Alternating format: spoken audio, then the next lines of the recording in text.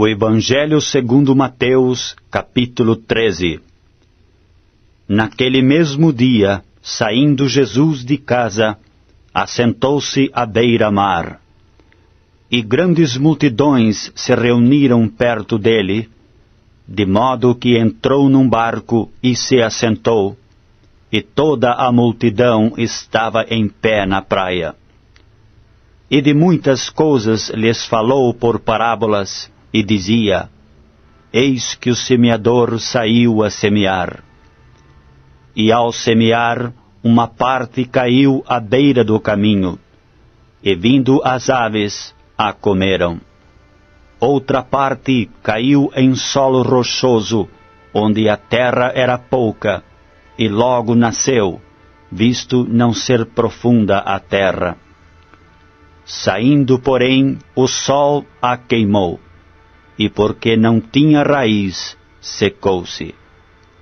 Outra caiu entre os espinhos, e os espinhos cresceram e a sufocaram. Outra, enfim, caiu em boa terra, e deu fruto, a 100, a 60 e a 30 por um. Quem tem ouvidos para ouvir, ouça. Então se aproximaram os discípulos, e lhe perguntaram: Por que lhes falas por parábolas? Ao que respondeu: Porque a vós outros é dado conhecer os mistérios do reino dos céus, mas àqueles não lhes é isso concedido. Pois ao que tem se lhe dará, e terá em abundância, mas ao que não tem, até o que tem lhe será tirado. Por isso lhes falo por parábolas, porque vendo não veem, e ouvindo não ouvem nem entendem. De sorte que neles se cumpre a profecia de Isaías: Ouvireis com os ouvidos, e de nenhum modo entendereis. Vereis com os olhos, e de nenhum modo percebereis. Porque o coração deste povo está endurecido, de mau grado ouviram com os seus ouvidos, e fecharam os seus olhos, para não suceder que vejam com os olhos, ouçam com os ouvidos, entendam com o coração, se convertam e sejam por mim curados. Bem-aventurados, porém, os vossos olhos, porque veem, e os vossos ouvidos, porque ouvem. Pois em verdade vos digo que muitos profetas e justos desejaram ver o que vedes, e não viram, e ouvir o que ouvis, e não ouviram. Atendei vós, pois, a parábola do semeador. A todos os que ouvem a palavra do reino, e não a compreendem, vem o maligno e arrebata o que lhes foi semeado no coração. Este é o que foi semeado à beira do caminho. O que foi semeado em solo rochoso, esse é o que ouve a palavra e a recebe logo com alegria. Mas não tem raiz em si mesmo, sendo antes de pouca duração. Em lhe chegando a angústia ou a perseguição por causa da palavra, logo se escandaliza. O que foi semeado entre os espinhos é o que ouve a palavra, porém os cuidados do mundo e a fascinação das riquezas sufocam a palavra, e fica infrutífera. Mas o que foi semeado em boa terra é o que ouve a palavra e a compreende. Este frutifica e produz a 100, a 60 e a 30 por um. Outra parábola lhes propôs, dizendo: O reino dos céus é semelhante a um homem que semeou boa semente no seu campo. Mas enquanto os homens dormiam, veio o inimigo dele, semeou o joio no meio do trigo e retirou-se. E quando a erva cresceu e produziu fruto, apareceu também o joio. Então, vindo os servos do dono da casa, lhe disseram: Senhor, não semeaste boa semente no teu campo? Donde vem, pois, o joio? Ele, porém, lhes respondeu: Um inimigo fez isso. Mas os servos lhe perguntaram: Queres que vamos e arranquemos o joio? Não, replicou ele, para que ao separar o joio, não arranqueis também com ele o trigo. Deixai-os crescer juntos até a colheita.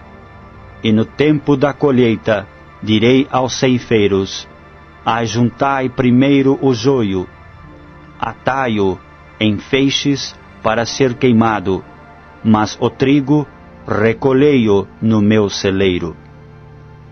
Outra parábola lhes propôs, dizendo: O reino dos céus é semelhante a um grão de mostarda, que um homem tomou e plantou no seu campo, o qual é, na verdade, a menor de todas as sementes, e crescida é maior do que as hortaliças, e se faz árvore, de modo que as aves do céu vêm aninhar-se nos seus ramos.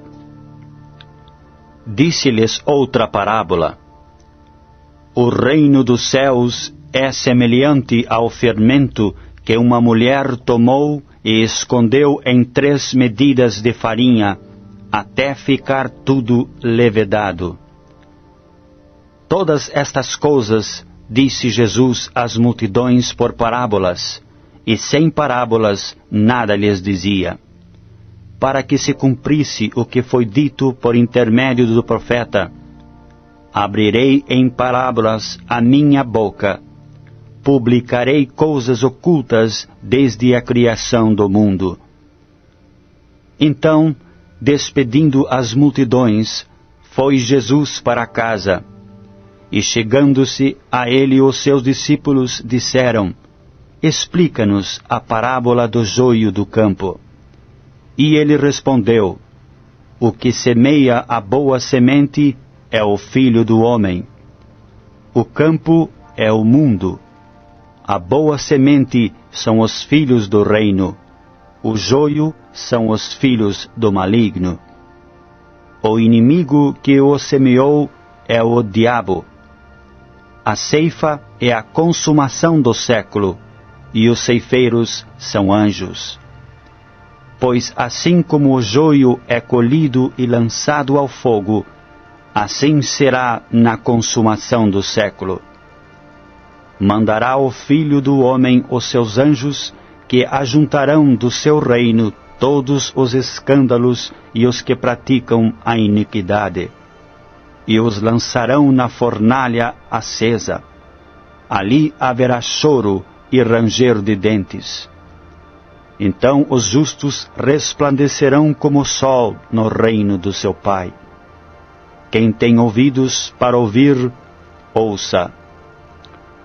O reino dos céus é semelhante a um tesouro oculto no campo, o qual certo homem, tendo-o achado, escondeu. E transbordante de alegria, vai, vende tudo o que tem e compra aquele campo. O reino dos céus é também semelhante a um que negocia e procura boas pérolas. E tendo achado uma pérola de grande valor, vendeu tudo o que possuía e a comprou. O reino dos céus é ainda semelhante a uma rede que, lançada ao mar, recolhe peixes de toda espécie. E quando já está cheia, os pescadores arrastam-na para a praia e, assentados, escolhem os bons para os cestos e os ruins deitam fora.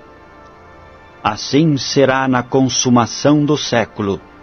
Sairão os anjos e separarão os maus de entre os justos, e os lançarão na fornalha acesa. Ali haverá choro e ranger de dentes. Entendestes todas estas coisas? Responderam-lhe: Sim. Então lhes disse: por isso todo escriba versado no reino dos céus é semelhante a um pai de família que tira do seu depósito coisas novas e coisas velhas.